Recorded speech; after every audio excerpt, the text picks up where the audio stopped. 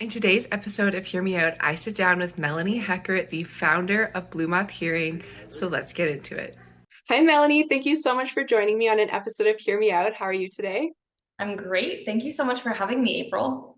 Yeah, absolutely. So I love to start off with this question for all my guests is what is your connection to the hearing loss world? Yeah, no, this is really great. And to be honest, I wish I had one of those really heartfelt, connected stories, but I will share that I don't. I actually fell into audiology by accident. So I was studying to be a nurse midwife, and I had a loss in the family while giving birth. And so I started to navigate multiple different opportunities in my undergrad career, and I fell in love with linguistics. And so I spoke to the counselors and was like, okay, I love linguistics. Like, what can I do where I'm helping people? Because I've always wanted to be in a helping profession.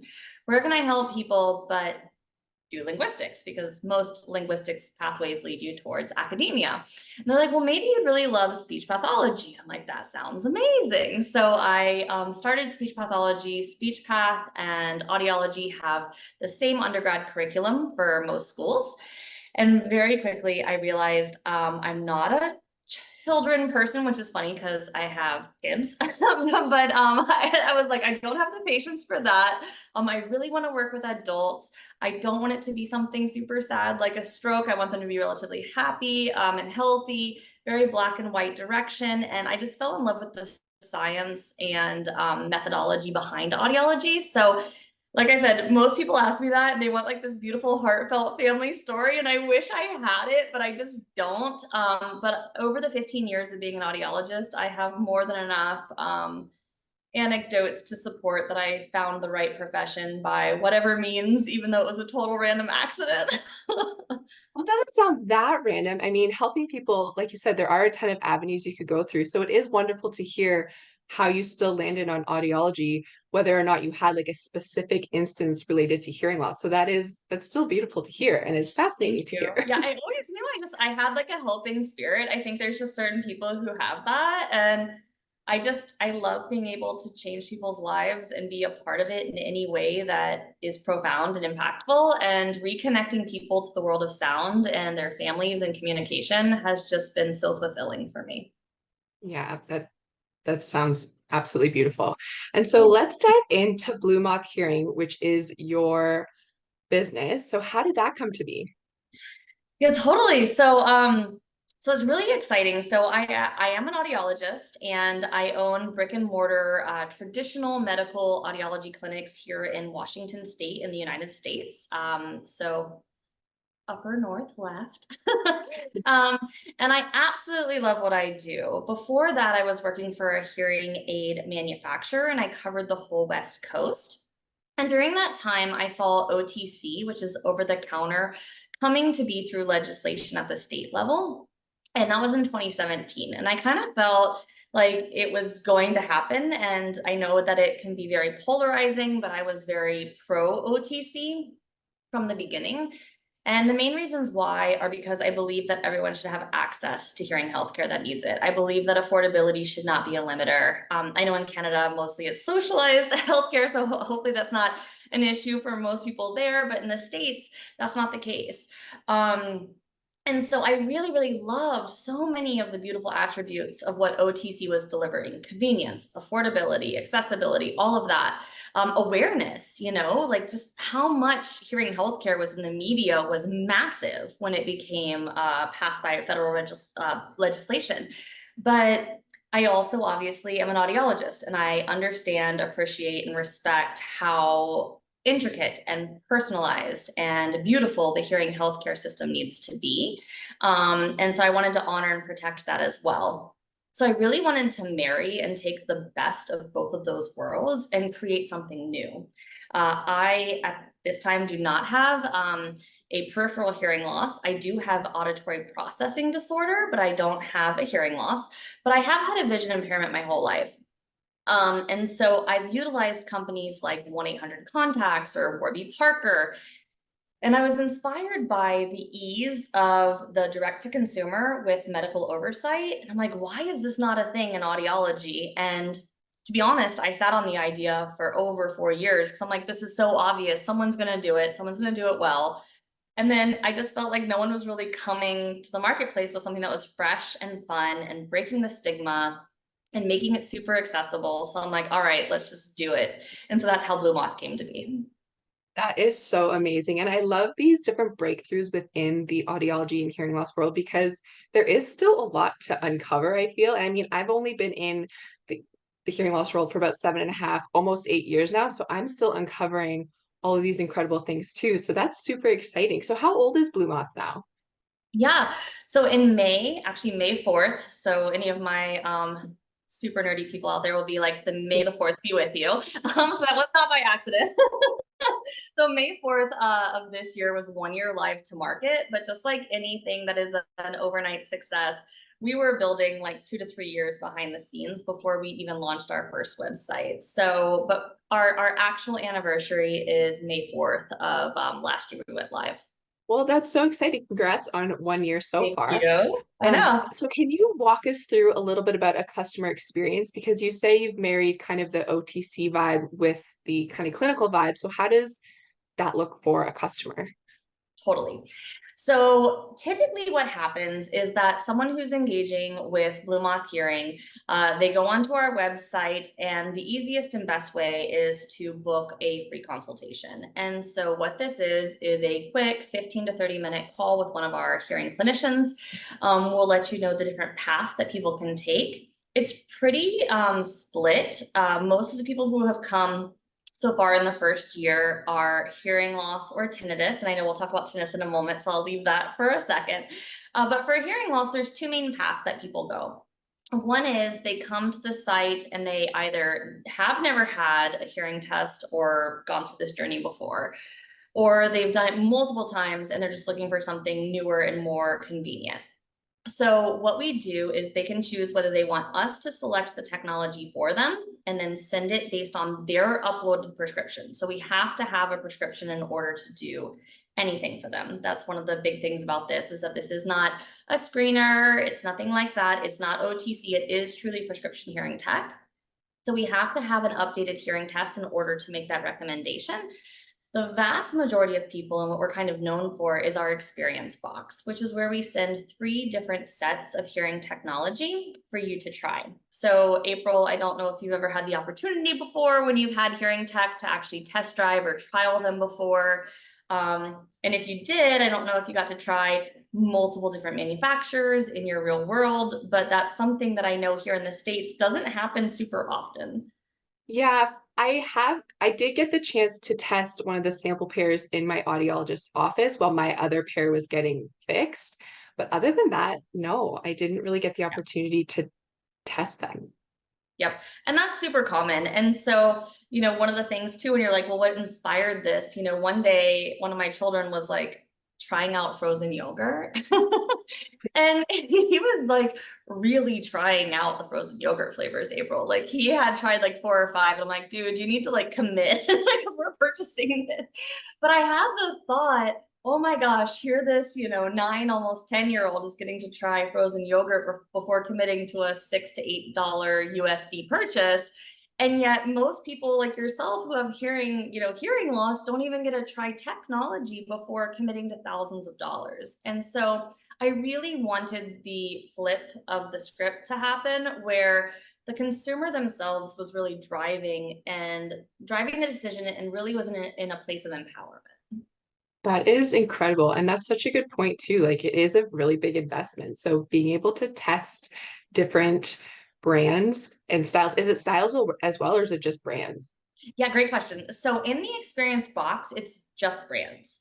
Okay. And so what you're gonna assess, and we tell people, all the time, like focus on what's on the inside, not on the outside.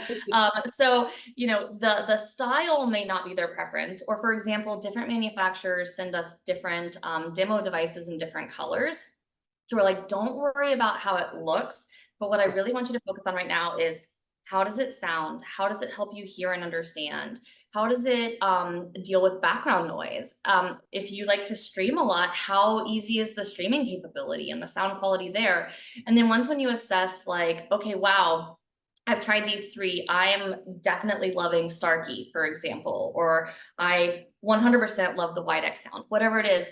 Then we can go into the styles, the colors, etc.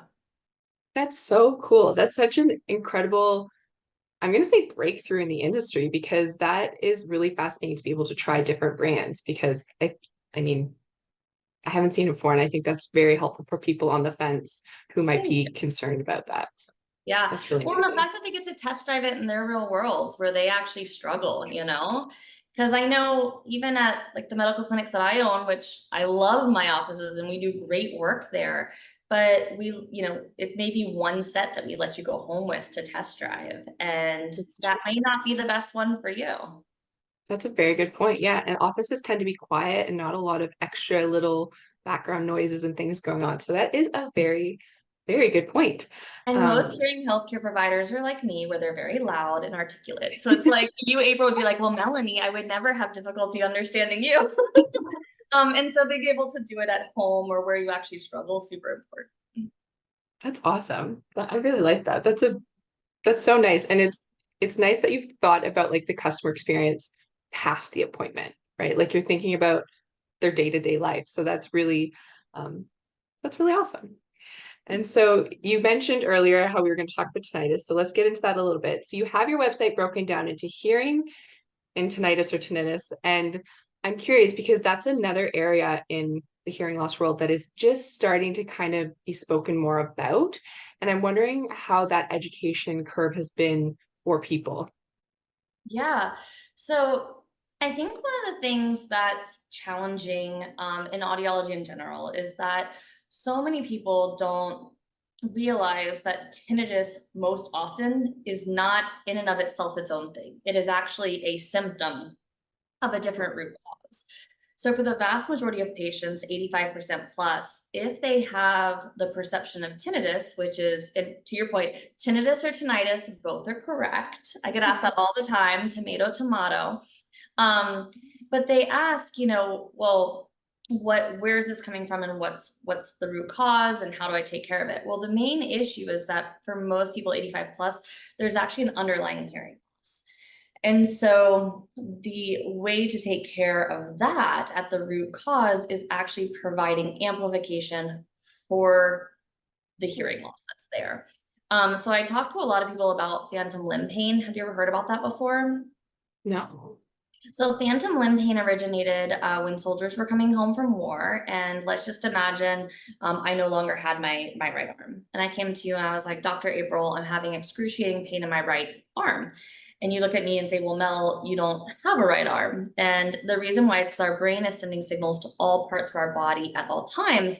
And if there's no response back, the brain wants it wants a response. So it creates a stimulus. So in that case, the perception of phantom pain, for those with hearing loss, the brain is not getting the signal from the cochlea, the hearing organ that it wants. And so it creates a phantom sound.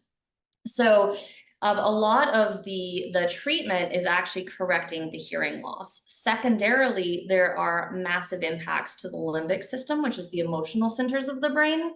And so there's lots of ways that we can help calm that down through either cognitive behavioral therapy. We work really closely with an amazing program called Mahana, which is Mahana. Look it up. It's phenomenal. It's self-guided 6-week program for tinnitus management at home or easily from anywhere, as well as sound therapy. So we talk to customers all the time who have tinnitus, and one of the things that I pride myself on, mainly because I love tinnitus, it's like my core passion, is that even if BlueMoth or remote teleaudiology is not an ideal scenario for someone with tinnitus and they need more hands-on tinnitus management, or there's other great things out there like Levo or Linear that BlueMoth can't do at this time. We like to really help consumers find the right resources in their area to get the support that they need. That's fantastic. I think that's a really beautiful compliment when if you don't have the ability to help a patient in some way to offer them suggestions because I feel like there is a lot of competition and some people don't want to do that. But at the end of the day, it's about the patient and like the customer and how you can best help them. So I think that's really amazing of you to be able to kind of suggest other places to go if you don't have the resources yourself. That's pretty awesome. And Thank you. with tinnitus, do you find that there are some people that don't need the hearing aid route? And like you said, you kind of just offer them the other like apps and things. For sure. Yeah. There was I'm thinking of a particular gentleman that I saw just last week, and he had a hearing test, perfectly normal peripheral hearing, even had high frequency assessment done, passed the normal audiogram, everything was normal. And so I did make those recommendations like, okay, well, if you do want to work with our clinicians, Mahana is a great option. We can assist you with that, answer any of those questions that you have. But then I also helped find some resources in their state for, like I said, Levo and Linear, which at this time cannot be done through remote teleaudiology. Hopefully those come about. But there's so many amazing tools. And I think that's one of the really fortunate things in particular is that, this was, it is an amazing, beautiful business and it's taking off. But it originated as a passion project. And so I've been able to lead it with such integrity in ways that are very liberating for me. So I can totally say to this human being, like, I would love to help you. And I need you to be aware that there's these other resources that are available that may not be with us, but that could potentially provide you relief. And that's my end goal. That's amazing. And one thing that I don't think you've mentioned yet is how long does someone get to test the hearing aids for? Perfect. Okay, so I'm gonna answer this in two separate ways. So the experience box itself, we typically like to keep it to a week.